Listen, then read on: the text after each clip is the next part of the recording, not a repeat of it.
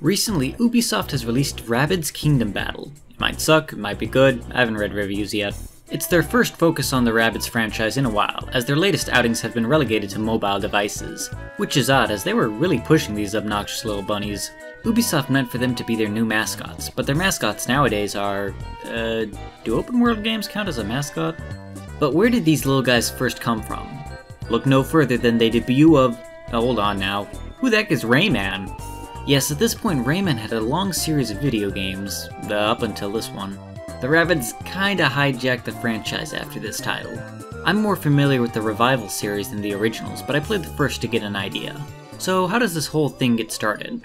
We see Rayman having a picnic with these little frog guys, until they're kidnapped and replaced by the titular Rabbids, who are far larger than I remember. No one ever thought these guys were cute, right? 'Cause they're kinda creepy.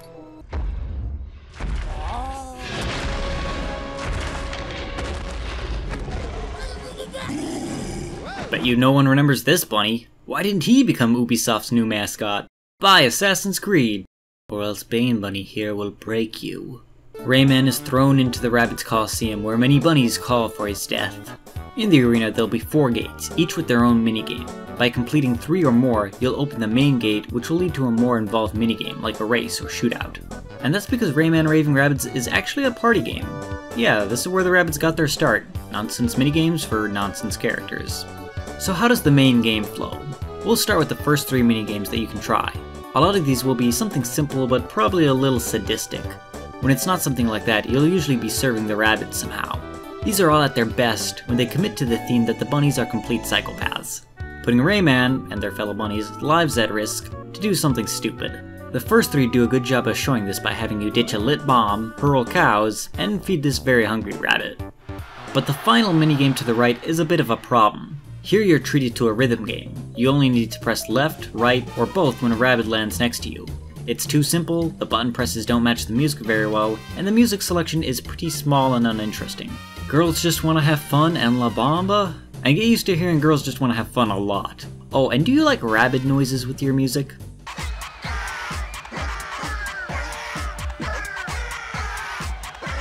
This minigame isn't good, but there's plenty more to look forward to, right? Yeah, but the final gate to the right will always be this rhythm game.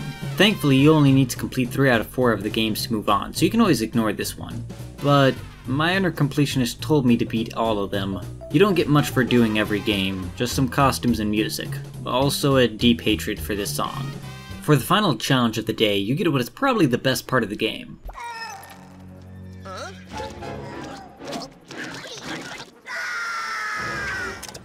Armed with your trusty plunger gun, you finally take your anger out on the loudmouth vermin. The objective is to save the baby glow box. That's what these frog things are? They're baby versions of this guy. Okay. These light gun segments are pretty simple, but surprisingly fun. It's not at all difficult, but there's something therapeutic about shooting someone in the face with a plunger gun. You can pick up a few power-ups, grab bunnies, and use them as shields, and even throw them back at their allies. It's also just kind of fun to shoot plungers at everything indiscriminately. Not deep, but a good time nonetheless. After you've completed the day's challenges, you are awarded a plunger. Be sure to make the most of it. Rayman is thrown back into his jail cell, and you're free to mess around before the next event. In his room, you can play any music you've unlocked and change costumes. You can replay minigames by sitting on a toilet. And Rayman's face here is...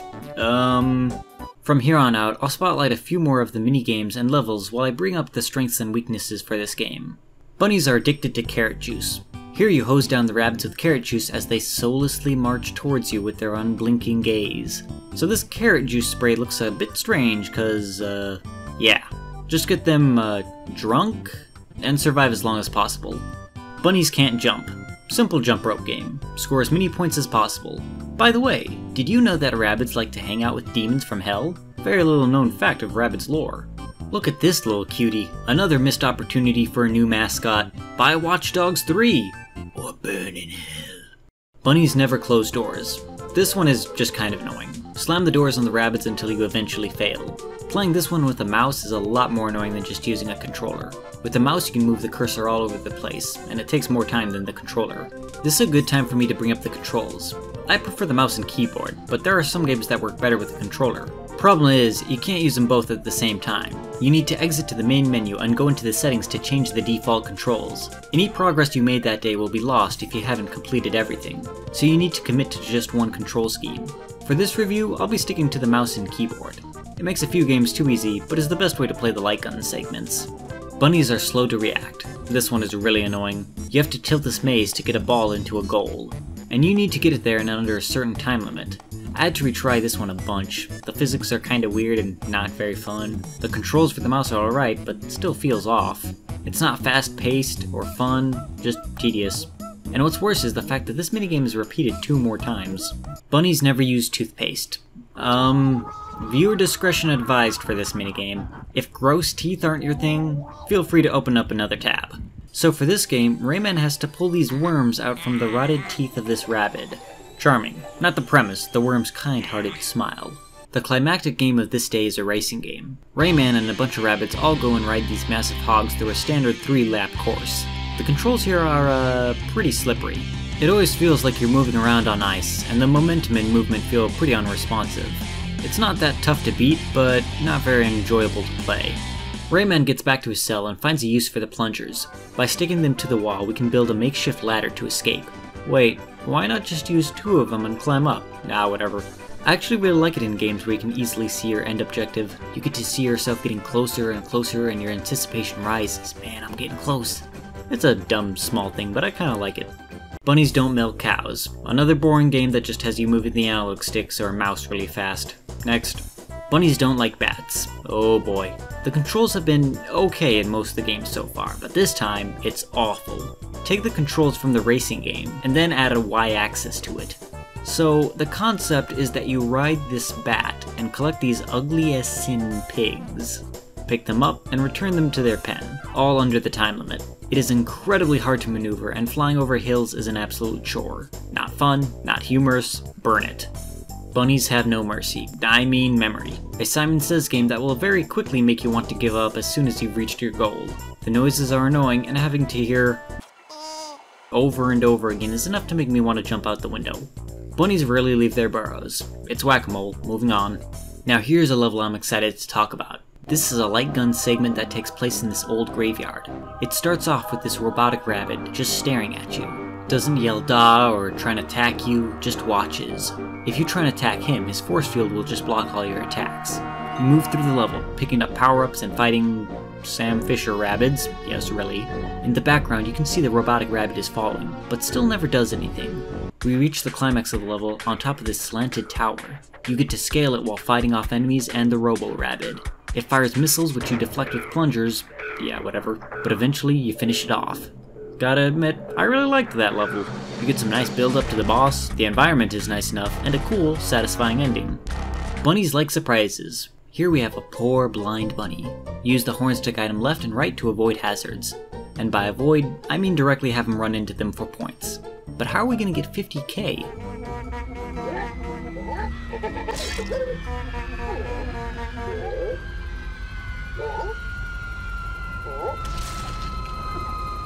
Oh, okay, that made me laugh.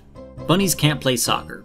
Fairly simple, but amusing. Gain speed and kick the ball at the right time, or rabbit, and then guide it into the goal. You get 3 tries, but it's quick enough that it's a fun minigame, though the hellish red lighting is a bit off-putting. Bunnies are very sensitive. Look at this out of context and tell me what you think it is. Bunnies are heartless with pigs. Here you have this landmine kind of game as you navigate through a junkyard with a pig. He'll snort if you get too close to danger, and you need to safely guide him to his horrifying monster mother. If you mess up, a rabbit jumps out with a blowtorch and roasts the pig into a chicken? That raises a few questions. So apart from the fact that rabbit murdered an innocent pig, I kinda like this game. It shows the brutality of the rabbits quite well, and that leads me on to something I've wanted to talk about. I think rabbits are at their best when they're villainous, and that's not really something you can do when you make them the main characters. When the games continued without Rayman, the bunnies had no one to fight. I guess Ubisoft didn't want them to just beat the crap out of random people, so they downplayed their evil side. And that takes out a lot of the fun. Rabbids are vicious, stupid creatures. They love hurting each other and other people, but it's in the ways that they do it that are fun. I mean, look at the last 3 games. They've been pretty good because they're all about hurting Rabbids or avoiding getting hurt by Rabbids. When you take away the violence from these little blighters, they're a lot less amusing. Then you're just left with them being random and screaming a bunch, which is what the series would devolve into. Bunnies have natural rhythm. Attack the radios to light up certain Rabbids and then kick them out. Each radio plays a different song, and one is... By principle alone, this game sucks. Moving on. Bunnies can't slide. Aim your Rayman figure and try to land near the target. This one is very random, so getting first place is kind of annoying, but when playing with other people, I see this one working better. Bunnies have a great ear for music. This one I actually have a real soft spot for. You're composing a choir of young Rabbids, which isn't as ear-bleeding as before. However, someone is slightly off-key, so you need to find him and slap him in the face. The sound effect and reaction really tie it together and make it fun to watch. You can even get hints by watching the classmates tattle on each other. This one has a nice idea and theme to it. I like it. One more slap. So a lot of the appeal to this game is seeing all the strange and ridiculous stuff Rayman is subjected to by the Rabbids. And that appeal kinda dies 2/3 way through the game. We start reusing a bunch of old minigames with only slight variations and changes. All the rhythm games, reuse all the music. If I never hear a girls just wanna have fun again, it'll be too soon. There is a race called Race Good A Like Bunnies, which is just a previous level in reverse. There's even a level called Bunnies Sometimes Recycle Scenery from Other Games. Yes, unfortunately not even the light gun segments are safe from this. The enemy variety is already pretty sparse, but gets worse the more the game goes on. There's also only about 3 locations, Old West, Graveyard, and Tropical. Then we have the bosses. Remember that cool Robo-Rabbid? Deflecting the missiles, that was a neat trick, right? So how do you defeat this submarine? Deflect its missiles. How about this robot? Deflect the missiles. What about the massive version of the robot that's stationary and doesn't even do anything cool? Missiles. By the end of the game, it really feels like they were just running out of time or budget. It's less of a journey into surreal violence, and now just a race to the finish. A backwards race. So at the very end, we get a new level in the secret base of the Rabbids, which is kinda nice. At the end, it's just a recycled Robo-Rabbid, and I can deflect his missiles with my bare hands. We get to the credits, and... I try not to curse the name of Michel Ancel. And that was the solo mode for Rayman Raving Rabbids. But as a minigame collection, it's all about the multiplayer, right? Heading off into the multiplayer mode, we create our horrible Rayman abominations, and what are we supposed to do here? It just kinda gives you the list of multiplayer games and says, have fun, champ.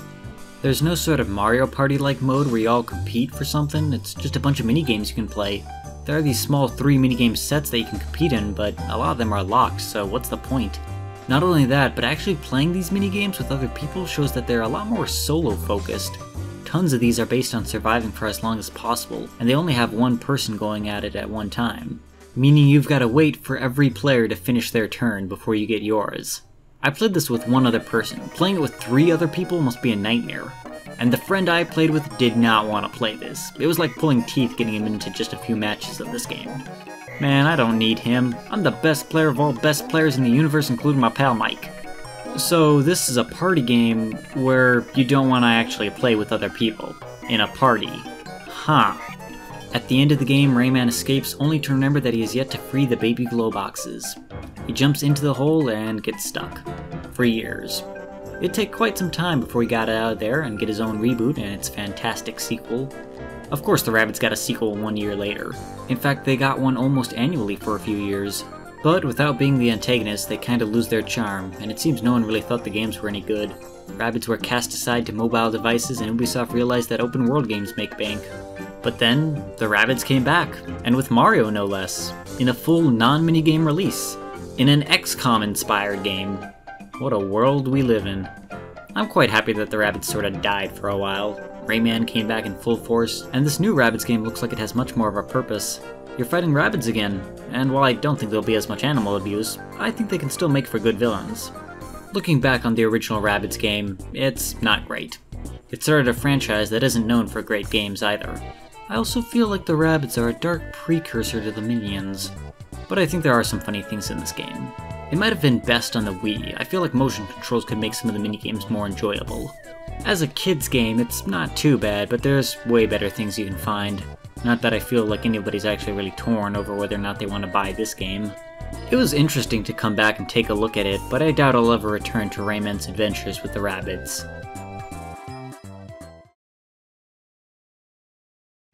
Thanks for watching. If you enjoyed the video, go ahead and commit the holy feedback trinity of liking, commenting, and subscribing and all that stuff. Whatever YouTube finds important.